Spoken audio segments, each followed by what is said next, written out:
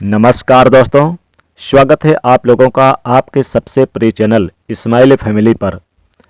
आज देव उठनी एकादशी व्रत में खाना है आपको 3 चीज़। दोस्तों, आज का जो ये वीडियो का विषय बहुत ही सुंदर है। कम से कम अपना बहुमूल्य समय जरूर दीजिएगा। कार्तिक महीने में जो शुक्ल पक्षी एकादशी है, इसे देव उठनी एकादशी कहते हैं। इसे देव उत्थान और प्रबोधनी के नाम से भी जानते हैं। ऐसी मान्यता कि इस दिन तुलसी और भगवान शालिग्राम अर्थात भगवान विष्णु जी के स्वरूप शालिग्राम जो हैं, हम इनके विवाह कराते हैं। इस दिन से ही मांगलिक कार्य जो होते हैं शुरू हो जाते हैं। तो हिंदू धर्म पुराणों के अनुसार इस दिन भगवान विष्णु अपने 4 महीने की योग निद्रा से जाकर धरती लोक का कार्यभार संभालने का काम करते हैं। तीनों लोकों का कार्यभार संभालने का काम करते हैं। इस दिन महिला और पुरुष दोनों मिलकर के घर में तुलसी और भगवान शालिग्राम का विवाह जरूर करें। तो आप में से बहुत सारे लोग कमेंट करके पूछ रहे थे कि गुरुजी ये बताइए कि देव उठनी एकादशी के व्रत कब रखें। देव उठनी एकादशी तिथि ये बुधवार की रात यानी कि 22 नवंबर की बुधवार की रात से ही शुरू हो चुकी है और आज 23 नवंबर दिन गुरुवार को रात्रि 9:02 पर समाप्त होगी। तो आपको आज सूर्य उदय व्यापनी 23 नवंबर को ही देव उठनी एकादशी का व्रत रखना है। ये जो आज का वीडियो है ये बहुत ही सुंदर है। आज मैं आप लोगों को देव उठनी एकादशी से संबंधित संपूर्ण जानकारी बताऊंगा। ये जानकारी आपको व्रत के पूर्ण रूप से फल मिलेंगे। अगर आप व्रत नहीं रख रहे हैं तो फिर भी आप ये वीडियो अगर देख रहे हैं तो बिना व्रत करे ही आपको एकादशी की पूर्ण रूप से फल प्राप्त होगा। मैं आप लोगों को कुछ गुप्त जानकारी भी बताऊंगा और साथ ही साथ इस वीडियो में बताऊंगा ऐसे कौन से उपाय जिस उपाय को करने से आपको माता लक्ष्मी जी और भगवान विष्णु जी की हमें विशेष रूप से कृपा प्राप्त होती है। हमारी गरीबी, दुख, दरिद्रता, गरीबी, निर्धनता, दुख समाप्त होते हैं। ये सारी जानकारी पाने के लिए कम से कम अपना बहुमूल्य समय 5 से 7 मिनट का बहुमूल्य समय दीजिए। वीडियो में आगे बढ़ने से पहले, जानकारी बताने से पहले आप सभी दर्शकों से गुजारिश करना चाहूँगा कि वीडियो में आगे बढ़े उससे पहले अभी तक आपने हमारे वीडियो को लाइक नहीं किए तो वीडियो को लाइक कर दीजिएगा और चैनल को सब्सक्राइब जरूर कर लीजिएगा। देखिए, हमारे चैनल का मकसद है जनहित एवं जन कल्याण करना। तो सर्वप्रथम जानते हैं देव उठनी एकादशी की विशेष रूप से जानकारी। आज मैं आप लोगों को देव उठनी एकादशी के दिन कुछ ऐसे फल के बारे में बताऊंगा जिस फल को खाने के बाद आपको व्रत की पूर्ण रूप से फल प्राप्त होता है। साथ ही साथ अगर आप इस फल को गौ माता को खिला देते हैं, किसी ब्राह्मण को दे देते हैं, छोटे बच्चों को दे देते हैं तो बिना व्रत रखे ही आपको एकादशी व्रत के पूर्ण रूप से फल प्राप्त होगा। जीते जी आपको यहाँ सुख मिलेंगे ही मिलेंगे। मृत्यु के उपरांत आपको भगवान के धाम की प्राप्ति होगी। साथ ही साथ आपको मोक्ष की प्राप्ति होगी। आपकी गरीबी, निर्धनता, दरिद्रता, जीवन में जो चल रही थी परेशानी, वो सब दूर होगी। अभी तक कमेंट बॉक्स में ओम नमो भगवते वासुदेवाय और जय मां लक्ष्मी नहीं लिखे तो तुरंत लिख देना। हमारे धर्म शास्त्र कहते हैं कि देव उठनी एकादशी के दिन लक्ष्मी जी की कृपा पाने के लिए अपने घर के सर्वप्रथम तो हमें अच्छी तरीके से साफ सफाई करनी चाहिए। अब ऐसा क्यों करना चाहिए? क्योंकि माता लक्ष्मी जी उसी घर में प्रवेश करती हैं जिस घर में शुद्धता का वातावरण हो। अर्थात अगर आपके घर में कूड़े हैं, कचड़े हैं तो आपके घर में माता लक्ष्मी जी कभी नहीं आती। देखिए, जो कूड़े कचड़े कहे गए हैं, नकारात्मकता का प्रतीक कहे गए हैं। देवी लक्ष्मी सकारात्मक चीजों को खोजती हैं। देवी लक्ष्मी जी वहीं पर वास करते हैं जहां पर सकारात्मक, साफ सफाई, स्वच्छ हो। देवी लक्ष्मी की बहन जो है कुलक्ष्मी कहे गए, जिसे हम दरिद्रता के नाम से जानते हैं। अगर आपके घर में देव उठनी एकादशी के दिन कूड़े हैं, सामान है, जिनके जितने भी गंदगी चीजें रखे हैं तो उसे बाहर कर दें। अगर आप अपने घर को साफ रखते हैं तो माता लक्ष्मी जी भगवान विष्णु जी के साथ आपके घर में प्रवेश करते हैं। तो एक काम अवश्य करना, देव उठनी एकादशी के दिन माता लक्ष्मी जी की विशेष रूप से कृपा पाने के लिए अपने घर की साफ सफाई जरूर, अपने घर को यानी कि अच्छी तरह से साफ सफाई कर लेना और अखंड दीपक पूरी रात जरूर जलाना। क्योंकि माता लक्ष्मी जी अर्धरात्रि में प्रत्येक मनुष्य के द्वार में एकादशी की तिथि में भगवान विष्णु जी के साथ भ्रमण करते हुए आती हैं। तो आप भी अपने घर में ये काम जरूर करना, अखंड दीपक जलाना। इससे माता लक्ष्मी जी आपके घर में ठहर जाएंगी।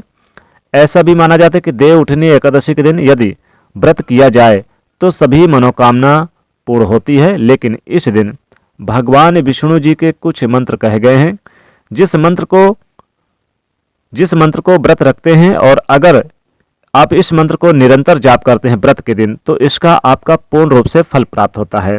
ओम नमो भगवते वासुदेवाय, ये जो मंत्र कहे गए हैं, इस मंत्र का जितना ज़्यादा जाप करते हैं उतना ज़्यादा फिर आपके व्रत का पूर्ण रूपेण फल प्राप्त होता है। देव उठनी एकादशी के दिन भगवान विष्णु जी का पंचामृत से अभिषेक करना चाहिए। ऐसी मान्यता कि ऐसा करने से व्यक्ति को शुभ गुण की प्राप्ति होती है, सभी कष्टों का अंत होता है। और उसके अलावा भगवान विष्णु जी को सफ़ेद रंग के मिठाई का भोग लगाना चाहिए। अगर आप ऐसा करते हैं तो धन से आपके घर में वृद्धि होती है। हम जो छोटे छोटे उपाय बताते हैं ये आपके अध्यात्म उन्नति करते हैं। आप माने या ना माने, उपाय में व्यक्ति के अध्यात्म उन्नति कल्याण छुपा होता है।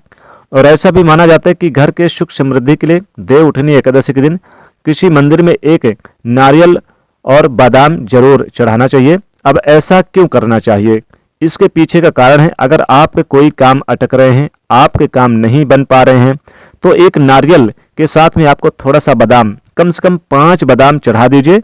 भगवान विष्णु जी को आपके रुके तमाम काम करना ही पड़ेगा। और जरूरतमंद लोगों को पीले रंग का कोई भी चीज दान कर दें। इस दिन जीवन में आने वाली सभी प्रकार की समस्याएं खत्म हो जाती है। जो लोग राजनीतिक क्षेत्र से जुड़े हुए हैं, ऐसे व्यक्ति को बहुत ही तरक्की मिलनी है। एक बात आप सभी दर्शकों को बताना चाहूंगा कि देव उठनी एकादशी के दिन माता तुलसी के पूजन जरूर करना चाहिए और शाम के समय तुलसी के पौधे के समक्ष घी का दीपक जलाना चाहिए। और इसके साथ ही भगवान विष्णु जी का जो मंत्र बताया हूँ, ओम नमो भगवते वासुदेवाय, इस मंत्र का जाप करना और माता तुलसी को इस दिन आप जो है चुनरी लाल कलर की जरूर भेंट कर देना। इससे आपके घर में धन धान्य के भंडार भर जाएंगे। लेकिन इस दिन तुलसी के पौधे को हिलाना नहीं चाहिए, क्योंकि इस दिन तुलसी माता स्वयं व्रत रखती हैं। आइए अब इस वीडियो में जानते हैं देव उठनी एकादशी को क्या ना करें, क्योंकि यह जानना जरूरी है। अगर आप देव उठनी एकादशी के दिन कुछ गलती करते हैं तो इसके कारण आपको व्रत का पूर्ण रूप से फल प्राप्त नहीं होता। इसलिए आपको देव उठनी एकादशी में ये बिल्कुल ही कुछ कार्य जिसे करने से रुकना चाहिए। मैं सभी दर्शकों को बताना चाहूंगा, हमारे चैनल का मकसद है जनहित एवं जन कल्याण करना। इसलिए आप सभी दर्शकों को इस प्रकार ज्ञान भरी जानकारी बताए जाते हैं, जिससे आप सभी दर्शकों का अध्यात्म उन्नति हो, कल्याण हो। हिंदू धर्म के अनुसार एकादशी के दिन चावल का सेवन नहीं करना चाहिए। भूलकर भी इस दिन ना तो चावल अपने घर में बनाएं और ना ही इसका सेवन करें। प्रत्येक मनुष्य को चाहिए कि एकादशी का व्रत जरूर रखना चाहिए। देव उठनी एकादशी के दिन किसी भी प्रकार के दूसरे के द्वार पर जाकर के आपको भोजन नहीं करना चाहिए। इससे आप उनके ऋणी हो जाएंगे, ऋण का भार आपके ऊपर लद जाएगा। एकादशी पर मन से, वचन से, कर्म से भगवान विष्णु जी का ध्यान करना चाहिए। हमारे धर्मशास्त्र कहते हैं कि देव उठनी एकादशी पर ध्यान से सुनिएगा कौन कौन सी सब्जी अपने घर में नहीं पकाना चाहिए। अगर आप ये सब्जी पकाते हैं तो आपके व्रत खंडित भी हो सकते हैं, और जो व्यक्ति घर में इन्हें खाते हैं तो उन्हें भी पाप लग सकता है। तो हमारे धर्मशास्त्र कहते हैं कि देव उठनी एकादशी पर गोभी, पालक, सलजम ये चीजें कहे गए हैं, इनका सेवन नहीं करना चाहिए। पत्तेदार गोभी, कुम्हड़ा भी नहीं खाना चाहिए। साथ ही साथ इस दिन लहसुन प्याज की बनी सब्जी भी बिल्कुल नहीं खानी चाहिए। लहसुन प्याज से बनी कोई भी चीज, अंडे वगैरह का भी सेवन इस दिन ना करें। साथ ही साथ इस दिन बैगन की सब्जी भूलकर भी ना खाएं, क्योंकि बैगन की सब्जी तामसिक चीजों में आता है, तामसिक भोजन में आता है। तो तामसिक भोजन इस दिन बिल्कुल ना करें। और राजसिक भोजन इस दिन कोशिश करें कि अगर आप व्रत नहीं भी रख रहे हैं तो सात्विक भोजन करें, बिना लहसुन प्याज के। बंद गोभी ना खाएं, लौकी भी हो सकता है तो कोशिश करें ना खाएं। और इस दिन पत्तेदार वाली चीजें बिल्कुल ना खाएं, क्योंकि इसमें छोटे छोटे कीटाणु रहते हैं, बिल्कुल ना खाएं। गोभी, पालक जो भी चीजें हैं कि ना खाएं। इस दिन कोशिश करें कि यानी कि जितने भी ये चीजें बताई गई है इस दिन ना खाएं। देव उठनी एकादशी व्रत रखने वाले व्यक्ति को बिस्तर पर भी नहीं सोना चाहिए। जमीन पर रखने वाले व्यक्ति को, जमीन पर सोने वाले व्यक्ति को एकादशी का पूर्ण रूपेण फल प्राप्त होता है। तो इस दिन नाखून नहीं काटना चाहिए, बाल नहीं काटना चाहिए। एकादशी के दिन संयम और सरल जीवन आपको जीने का प्रयास करना चाहिए। साथ ही साथ इस दिन आप यानी कि जो नाशपाती का फल है, इस फल को भी नहीं खाना चाहिए। जी हाँ दोस्तों, सब्जी तो हमने बता दिया, लेकिन नाशपाती जो फल है, इस फल को भी एकादशी के दिन नहीं खाना चाहिए, क्योंकि नाशपाती का फल अगर खाते हैं तो दोष लगता है, इसलिए इस दिन ना खाएं। और कोशिश करें कि इस दिन कम बोलें, क्योंकि जो लोग ज़्यादा बोलते हैं ऐसे व्यक्ति पर भगवान विष्णु बहुत जल्दी नाराज होते हैं, माँ लक्ष्मी कुपित हो जाती हैं। और आपको भूल करके किसी भी व्यक्ति को कड़वी वचन नहीं बोलना चाहिए। अब आइए इस वीडियो में जानते हैं कि देव उठनी एकादशी के दिन कौन सी चीज़ों को खाने से हमें पुण्य फल की प्राप्ति मिलती है। तो देखिए, देव उठनी एकादशी के दिन आपको क्या करना चाहिए। आपको व्रत पारण करते समय, जैसे कि देव उठनी एकादशी आप व्रत रखे हैं, व्रत खोलना है शाम के समय में, रात्रि के समय में, तो आपको क्या करना है, देव उठनी एकादशी के दिन तिल के लड्डू जरूर खाना चाहिए। तिल के लड्डू बहुत ही शुभ होता है, लेकिन तिल के लड्डू खाने से पहले आपको गन्ने का जूस पी लेना चाहिए। गन्ने का जूस इस दिन जरूर पी लें, या फिर आप वैसे भी अगर जूस नहीं बना सकते तो गन्ने को वैसे भी चूस सकते हैं। तिल के लड्डू खाना चाहिए, पीले कलर के लड्डू का भी प्रयोग करना चाहिए। ये सारी चीजें सर्वप्रथम तो आपको भगवान विष्णु जी को चढ़ाना चाहिए। भगवान विष्णु जी को चढ़ाने से बहुत प्रसन्न होते हैं। जो लोग इस दिन भगवान विष्णु जी को तिल के लड्डू चढ़ाते हैं, गन्ने का जूस चढ़ाते हैं, अभिषेक करते हैं, साथ ही साथ इस दिन जो लोग भगवान को पीले लड्डू चढ़ाते हैं, फल में जैसे कि केला वगैरह पीले फल जो भी फल है आप फल चढ़ाते हैं, खासकर तिल के लड्डू भगवान को बहुत ही पसंद है, तो आपके व्रत पूर्ण रूप से फल आपको प्राप्त हो जाता है। अब आप व्रत रखे हैं या नहीं रखे हैं कोई बात नहीं है। अगर आप इस दिन एकादशी के दिन तिल के लड्डू भगवान विष्णु जी को केवल एक ही तिल के लड्डू आप चढ़ा देते हैं और बाद में खा लेते हैं, तो व्रत के पुण्य का फल आपको प्राप्त हो जाता है, गोदान के बराबर फल प्राप्त होगा। जैसे कि देव उठनी एकादशी के दिन भगवान विष्णु जी को एक तुलसी का पत्ता चढ़ाने से 10,000 गोदान के बराबर पुण्य फल की प्राप्ति होती है, और बाद में इस तुलसी के पत्ते को आपको सेवन कर लेना चाहिए। उसी प्रकार से आप तिल के लड्डू भी चढ़ाते तो आप जितने भी 7 जन्म से पहले जो भी आपके पितर होते हैं, अगर उन्हें किसी भी कारणवश उन्हें यम की यातना सहनी पड़ी तो वो भी यम की यातना से मुक्त हो जाते हैं। इस दिन भगवान विष्णु जी को तिल के लड्डू जरूर चढ़ाना चाहिए, केले चढ़ाना चाहिए, सेव चढ़ाना चाहिए, यानी कि जो भी इस दिन सीताफल है ये भी चढ़ा दें, तो इस दिन सीताफल खा लें, केला खा सकते हैं, साथ ही इस दिन सेव खा सकते हैं फलों में। और इस दिन आप यानी कि सिंघाड़े की बनी, बहुत सारे लोग जैसे कि सिंघाड़े से बनी चीज़ों का भी सेवन कर सकते हैं, लेकिन कोशिश करें सिंघाड़ा यानी कि पुराना आटा ना हो।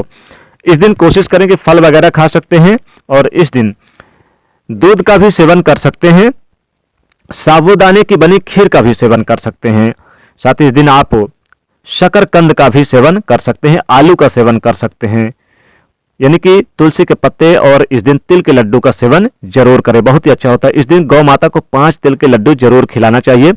अगर देव उठनी एकादशी के दिन अगर कोई भी व्यक्ति सच्चे मन से पवित्र भाव से गौ माता को 5 तिल के लड्डू खिला देते हैं, तो ऐसे व्यक्ति के रुके हुए तमाम कार्य बन जाते हैं, ऐसे व्यक्ति पर माँ लक्ष्मी जी प्रसन्न होती हैं, ऐसे व्यक्ति को मोक्ष की प्राप्ति होती है। तो देव उठनी एकादशी के दिन ये चीजें खाने से विशेष लाभ होता है। भगवान विष्णु और माता लक्ष्मी बहुत जल्दी प्रसन्न हो जाती हैं। जी हाँ दोस्तों, तो दोस्तों अगर खास ये विशेष जानकारी आपको अच्छी लगी है तो इस वीडियो को तुरंत लाइक कर दीजिएगा, और आप अपने दोस्तों को भी तुरंत शेयर कर दीजिएगा, और कमेंट में लिखेगा जय माँ लक्ष्मी।